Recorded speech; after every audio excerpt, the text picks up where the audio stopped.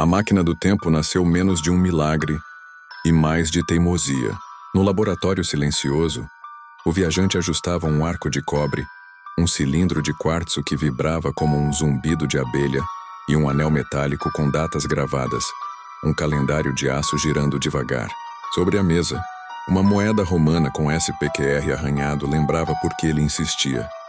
Tocar o passado sem pedir licença. Naquela noite o céu trovejava longe. Ele fixou o ponteiro no reinado de Tito, respirou 3 vezes e guardou no bolso a âncora temporal. Um disco frio do tamanho de um botão. O caminho de volta, se o desconhecido resolvesse morder. A alavanca desceu. O laboratório virou luz líquida, o chão se desfez, o corpo ficou leve demais. Depois tudo voltou com violência. Calor de pedras, cheiro de azeite e fumaça, vozes em latim cortando o ar. A rua era um funil de gente. Túnicas, sandálias, ânforas, crianças correndo atrás de um cão. Ao fundo, um colosso de arcos surgiu entre as casas como um navio atracado no meio da cidade. O anfiteatro novo. Um mar de pedra e gritos. O viajante levou a mão ao bolso. Vazio. O estômago desceu um andar. Sem a âncora, o retorno deixava de ser ciência e virava fé. 2 soldados urbanos o cercaram com a naturalidade de quem recolhe um forasteiro distraído. Sua tentativa de latim saiu correta e torta ao mesmo tempo. O sotaque o denunciou. Empurrões o conduziram por corredores estreitos até um homem de dedos grossos e cinto de chaves. O guardião dos subterrâneos. Mais um, resmungou, avaliando-o como quem compra um animal cansado. Se veio por dívida ou azar, dá no mesmo. E o puxou para a sombra. O hipogeu engoliu a luz. Tochas pingavam óleo sobre grades, correntes e plataformas. Atrás das paredes, jaulas respiravam. Acima, 50.000 pés arrastavam terra e expectativa. O guardião apontou um banco. Espera, o editor decide. O editor. O homem que organizava o espetáculo como um maestro de sangue. Um garoto trouxe uma bacia de água. Olhos de quem já tinha visto mais do que deveria. Você fala engraçado, disse sem maldade. O viajante respondeu que perdera uma coisa redonda de metal. O garoto apontou a grade onde a água corria negra. A cloaca engole tudo, às vezes devolve moedas, às vezes nada. Depois sussurrou a previsão da manhã. Venate leões antes do pão. O barulho vai te ensinar a ficar quieto. O editor apareceu com passos macios e olhos de cálculo. Passou uma fita pelo ombro do viajante como quem mede um saco de grãos. Estamos precisando de retiari, rede e tridente. Precisamos de quem caia bonito. O viajante quis falar, mas a garganta virou nó. O garoto interveio com insolência delicada. Esse tropeça nas próprias sandálias, senhor. O editor riu sem mostrar os dentes. O medo vende, mas precisa durar. Assinou com o olhar. Marca, lava, corredor 2. Se eu quiser milagre, chamo. Nesse intervalo, um lampejo no chão chamou o viajante. Um brilho perto da água. Um reflexo impossível de ignorar. Ele se inclinou. Tateou o limo e sentiu metal liso debaixo do dedo. Fechou a mão no objeto no instante em que o guardião o puxou pelo ombro. Não mete a mão aí? A cloaca leva quem ousa. O viajante escondeu o achado no punho. Redondo frio. Uma promessa ou uma piada? A multidão acima rugiu mais alto. O cheiro de bicho chegou inteiro. O garoto lhe deu um gole d'água e uma regra de sobrevivência. Se subir, olha para o chão. O chão é sincero. O editor passou contando destinos. A trombeta estourou o ar. Correntes subiram, plataformas rangeram, o guardião apontou com o queixo. Corredor 2. O viajante se ergueu com pernas novas, enfiou a mão no casaco e sentiu o disco resgatado. O metal vibrou como um animal tímido. Não abriu passagem, mas disse, estou aqui. Na boca do corredor, a luz da arena tremia como água. A areia parecia sal. O viajante deu um passo em direção ao barulho de um povo faminto de espetáculo, levando no bolso um círculo que podia ser chave ou lembrança. Atrás dele, o garoto pediu quase rezando. Se os deuses existirem, que tenham coração. O mundo respondeu com um rugido. O corredor desembocava numa cortina de luz. Antes dela, um pátio de espera onde homens respiravam como feras acuadas. Alguns batiam os punhos nos peitos, outros encaravam o nada. Um capataz caminhava distribuindo equipamentos com pressa. Elmos gastos, escudos, redes mal remendadas. O viajante recebeu nada além de uma ordem. Fica. Não tinha músculos de gladiador. Não tinha cicatrizes. Era mercadoria duvidosa. O editor preferiu guardá-lo para depois, quando o público pedisse novidade. Enquanto esperava, aprendeu a ouvir o anfiteatro. Lá em cima, uma cortina se abria e o rugido mudava de tom. Lá embaixo, uma grade deslizava e uma respiração coletiva prendia o ar. A primeira Venatil começou como uma história antiga. Jaulas erguidas, portas empurradas, um leão saindo com a dignidade de quem não precisa provar nada. O povo explodiu. Um caçador tropeçou na areia. O felino voou sobre ele e por um segundo o mundo ficou mudo, até o golpe de um companheiro distrair o animal. A arena era cinza e ouro. Morte e milagre no mesmo segundo. O garoto reapareceu num intervalo, trazendo um pedaço de pão duro. Come devagar, ensinou. Se engole com pressa, o corpo se ofende. Perguntou do disco. O viajante abriu a mão com cuidado. Não era âncora. Era uma fivela antiga, lisa e circular de algum cinto que o esgoto devolvera à vida. Quase riu de si mesmo, mas o riso não achou casa. Guardou a fivela. Às vezes, um objeto falso é o suficiente para manter a esperança em pé. Ao meio-dia, o calor transformou o hipogeu numa fornalha. Um treinador, um ex-gladiador com nariz torto e voz de pedra, veio buscá-lo. Se não serve para hoje, aprende para amanhã. O campo de treino ficava num pátio lateral, com troncos fincados na areia e armas de madeira alinhadas. O treinador lhe deu um bastão curto. Postura pé à frente, punho alto. Você não luta contra o inimigo. Luta contra o seu pânico. O viajante repetiu o movimento desengonçado, sentindo o corpo descobrir músculos que não conhecia. O treinador corrigiu com toques rápidos. Não é força, é ângulo. Enquanto treinava, o editor apareceu na sombra, avaliando sem pressa. Público gosta de milagres. Um de vocês vai ser levado hoje. No final, não precisa vencer, precisa sobreviver bonito. O treinador bufou. Bonito é quem volta inteiro. O editor deu de ombros. Bonito é quem vende ingresso. Aquela tarde, o viajante aprendeu a cair. O treinador o empurrava de surpresa, e ele tinha de ceder sem se quebrar, girando o corpo para que a areia fosse aliada e não lâmina. Aprendeu também a olhar a arena como um tabuleiro. Sombras de toldos, manchas de sangue seco, buracos onde a areia era mais fofa. A arena conversa, disse o treinador. Se ouvir, ela te empresta um segundo. E um segundo é uma vida. Ao fim do treino, um velho com mãos de escriba desceu para catalogar os homens do dia seguinte. Nome? Perguntou. O viajante hesitou. Seu nome de origem soaria estrangeiro demais. Marco, respondeu, roubando um som da moeda SPQR de sua memória. O velho anotou sem levantar os olhos. Marco, corredor 2 da manhã ao toque da primeira trombeta. O viajante repetiu mentalmente, corredor 2. O mesmo corredor da luz e do sal. Quando o sol cedeu, o editor mandou baixar a última cortina. Um combate rápido para deixar o povo com fome de voltar. 2 gladiadores entraram, um com rede e tridente, outro com espada curta e escudo. A luta foi dança e cálculo, o povo costurando ai e ó com as mãos. No fim, o retiários caiu, a rede amarrou seu próprio corpo e a lâmina encostou no pescoço. A arena esperou o gesto do editor. Polegar hesitante, o público dividido, um instante que valeu, um punhado de moedas. O editor poupou. Deixem que a esperança volte amanhã para gastar de novo. No hipogeu, o viajante encostou a cabeça na parede fria. O garoto se sentou ao lado sem pedir licença. Acha que os deuses existem? Perguntou meio rindo. Hoje o sol queimou mais quem merecia sombra. O viajante respondeu com uma sinceridade que o surpreendeu. Talvez os deuses sejam o público. Às vezes misericordiosos, às vezes famintos. O garoto fez uma careta. Prefiro quando o vento decide. Deitado na tábua que seria sua cama, o viajante revisou em pensamento cada movimento que aprendera, cada passo que o corpo aceitou. A fivela falsa pesou no bolso, como um relógio sem ponteiros. Ele repetiu baixinho, a arena conversa. Se ela falasse com ele no dia seguinte, talvez lhe emprestasse aquele segundo que separa a vida da lenda.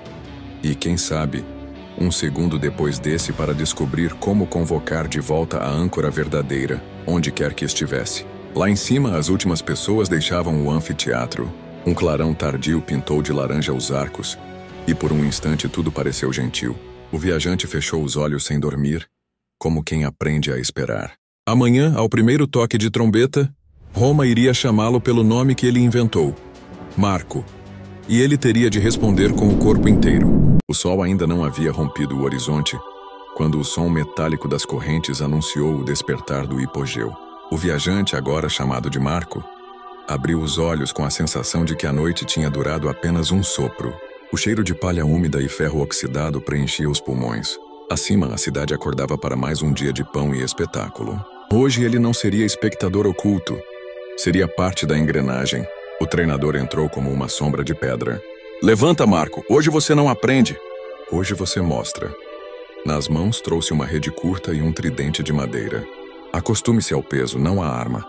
Se cair, cede. Se errar, cai bonito.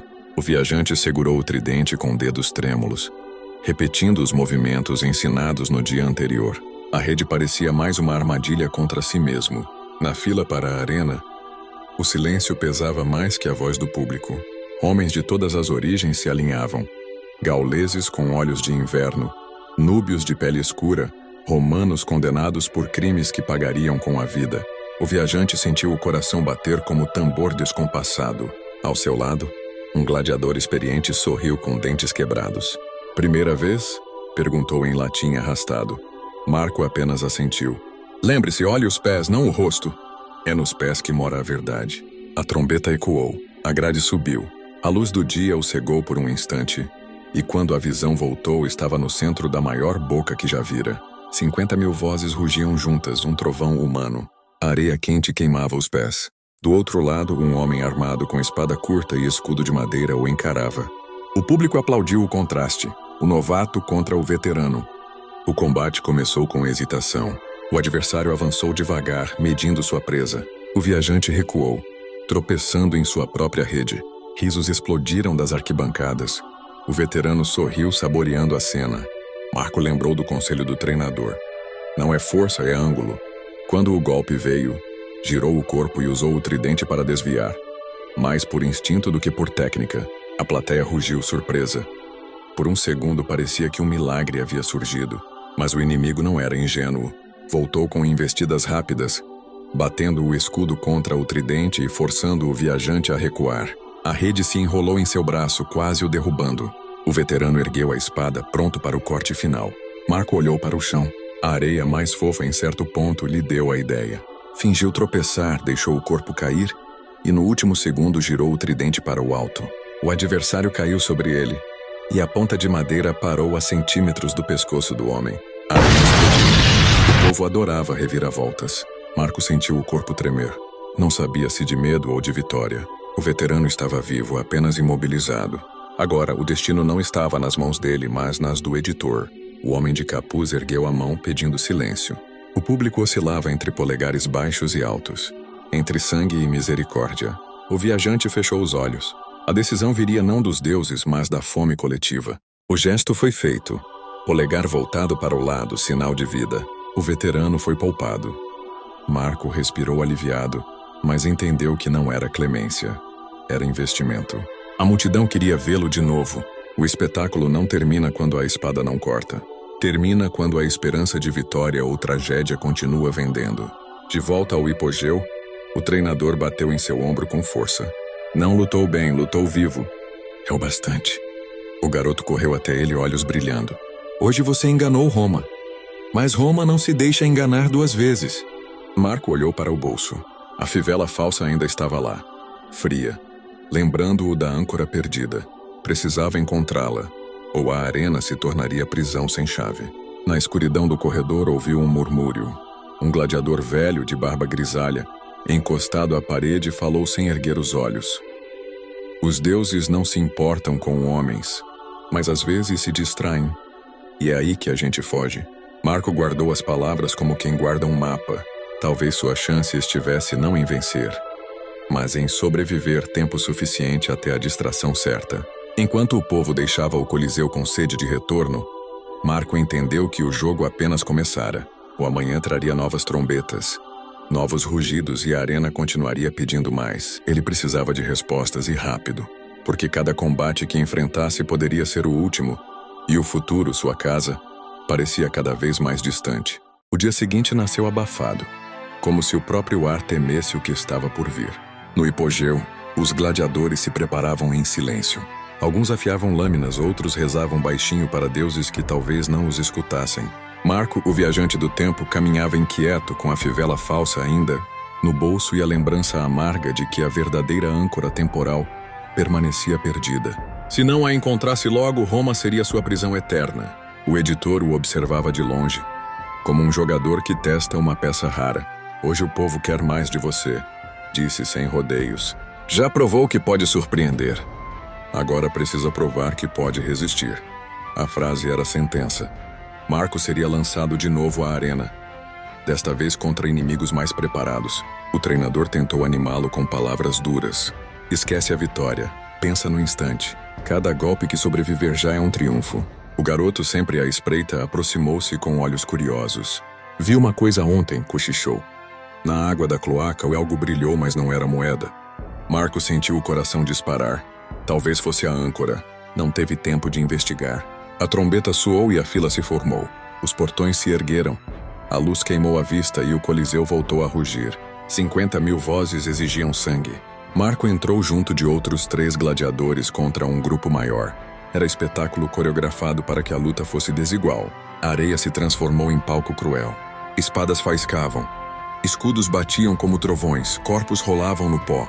Marco desviava mais do que atacava, lembrando das palavras do treinador. Resiste.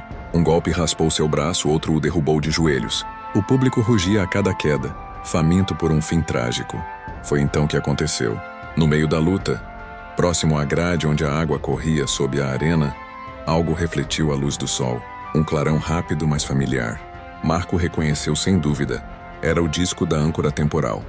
Estava ali, perdido entre pedras e lama. O coração martelou.